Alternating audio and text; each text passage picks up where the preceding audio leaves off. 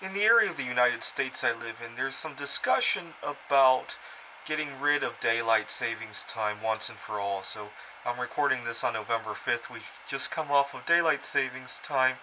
And the problem is, it's really funny because they want to set us permanently in daylight time, and which is completely against how time was designed in the first place. I mean, it's bad enough that midday doesn't always come at noon in Seattle because of the borders of the time zone. But I guess that's an okay compromise because you don't want to adjust your clock 5 minutes every time you drive from Seattle to the east side. But on top of that, to then shift everything by an hour to make daylight time, I think it's just kind of funny. I think we should stay at standard time and just schedule our hours around that instead of artificially defining some new time border. But it allows me to reflect on a concept of time that I came up with quite by accident. When I was in college, I was living with my family.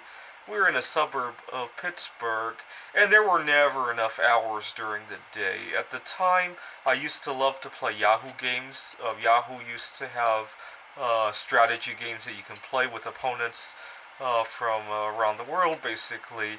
I used to love to walk long distances. I didn't have a driver's license yet at the time. Obviously, I was still looking for my future wife at the time.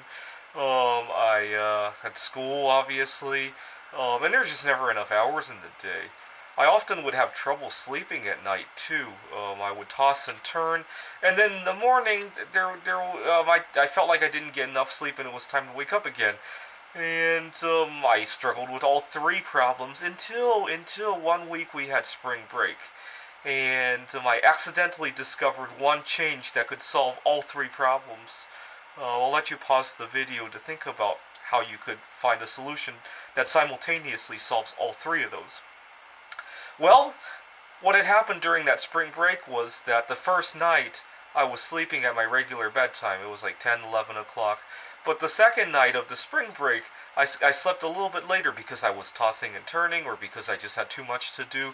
And I went to bed at 12 or 1 o'clock in the morning. And then finally, toward the end of the spring break, I was going to bed at 8 or 9 in the morning. And I became a huge mess. And my parents were obviously very upset I was living with them. And my parents just thought I made a lot of noise. Hold on, my camera is acting up a little bit. Zoom out, zoom out.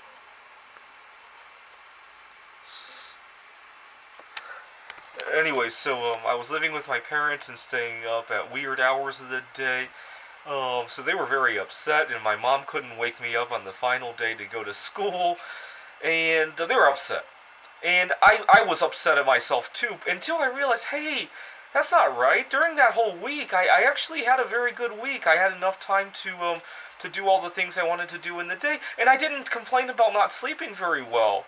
And it just makes me realize that my body has a rhythm that's 25, 26 hours, and I don't have a problem sleeping. I don't have a problem waking up. I only have a problem sleeping and waking up every 24 hours. And when I look around myself, I think a lot of people have the same problem. When I hear about people who have insomnia, I've never met an insomniac who truly couldn't sleep, as in they couldn't sleep for 2, 3, 4 days, and to the point where they were hallucinating. No, I don't see that in my daily lives. I only see it in the context of they couldn't go to sleep 24 hours after they last went to sleep. Or when I hear people complaining that there aren't enough hours in the day, I don't hear it in the context of there's not enough hours in the lifetime.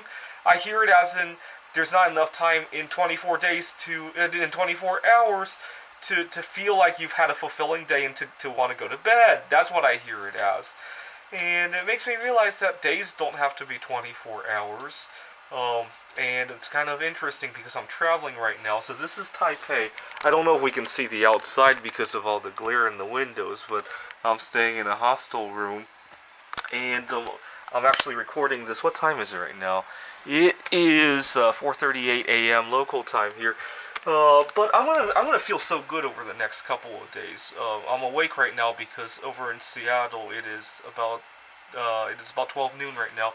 I'll probably go to bed at 6, 7 p.m. tonight again, and I'll start going to bed later and later and later. But I'll feel so good making that adjustment. You know, when people talk about jet lag, I always laugh at them.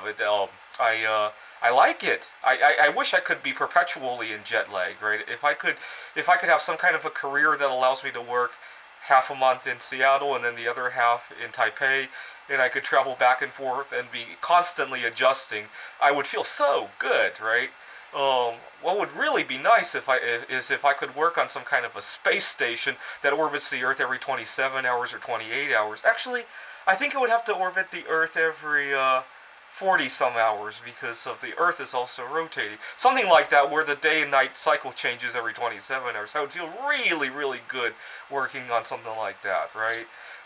So, I just want people to ponder this solution. The other thing I might change to our schedule, there's a lot of talk about having a long weekend every week, a 4-day work week followed by 3 days off.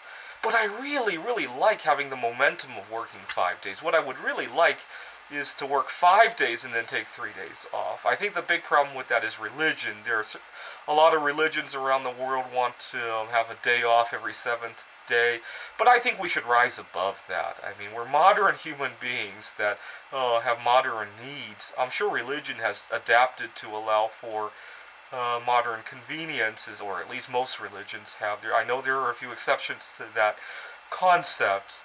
Anyways, I thought this would be a great time for people to ponder over how we think about time and our measurements of time. Thanks for watching.